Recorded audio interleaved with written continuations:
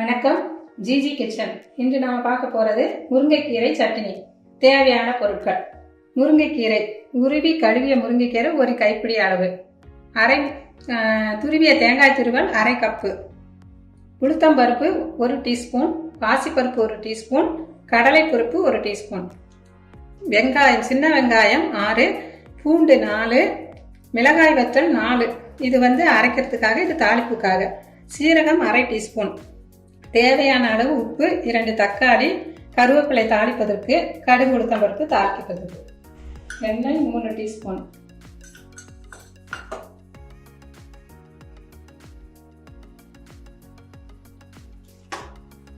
முதல்ல மிளகாய் வத்தலை போட்டு வறுத்துக்கலாம்.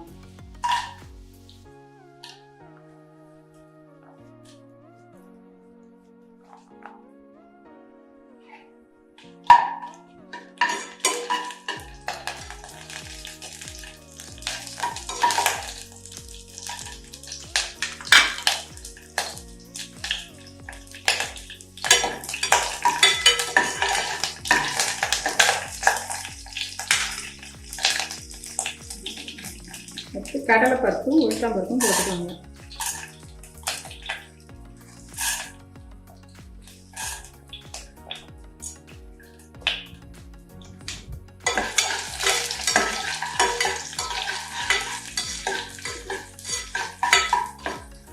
லேசா செவந்து வந்த பிறகு பாசிப்பருப்பு,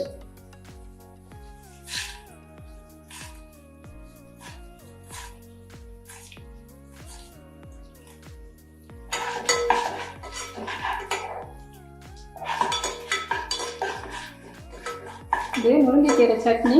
குழந்தைங்கள்லாம் சாப்பிட மாட்டாங்க, பொரியல் சாப்பிட மாட்டாங்க, குழம்பு வச்சா சாப்பிட மாட்டாங்க. அதனால சட்னியாக இருந்தாக்க இட்லி, தோசை, சாதத்தில் சூடான சாதம் இதெல்லாம் போட்டு சாப்பிட்டா மிகவும் டேஸ்ட்டாக இருக்கும். சாப்பிடாதவங்களும் சாப்பிடுவாங்க. வெங்காயத்தை போட்டுக்கோங்க, பூண்டையும் போட்டுக்கோங்க.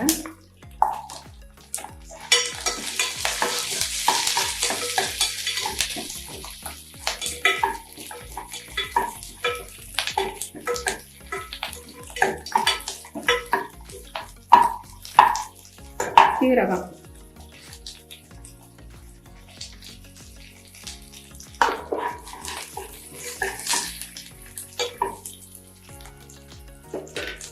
தக்காளி போட்டுக்கோங்க. எடுத்தது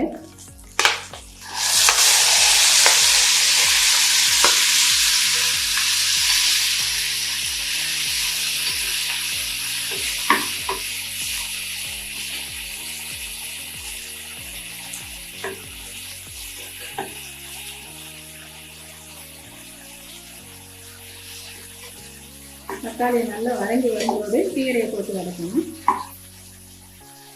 கீரையை போட்டுக்கோங்க.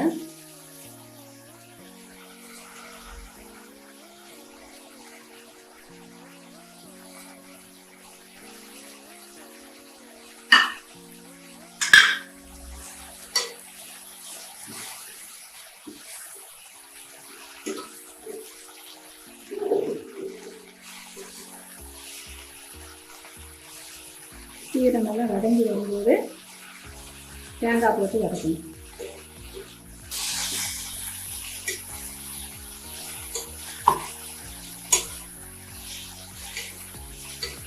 தேங்காய் துருவலை போட்டுக்குவாங்க.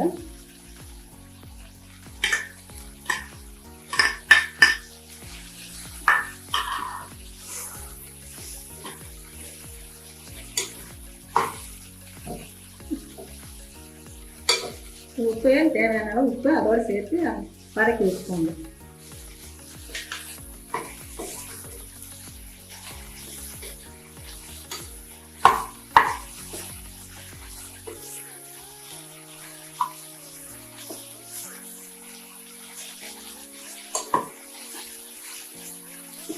ஆறிடுச்சு, நம்ம அரைக்கிறதுக்கு ரெடி பண்ணலாம்.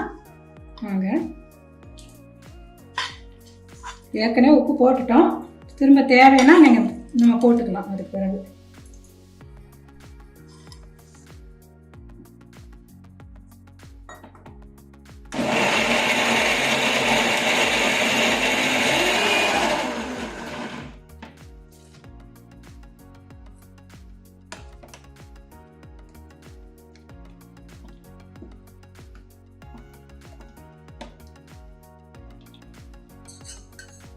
2 டீஸ்பூன் எண்ணெய் ஊற்றிக்கோங்க.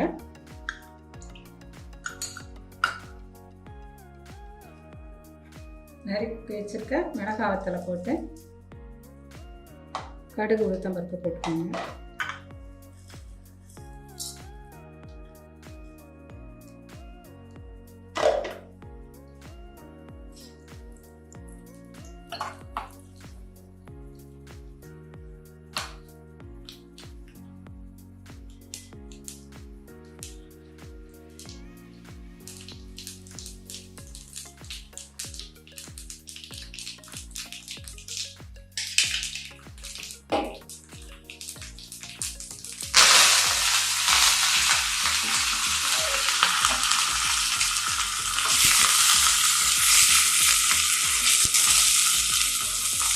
இவ்வளோதான்.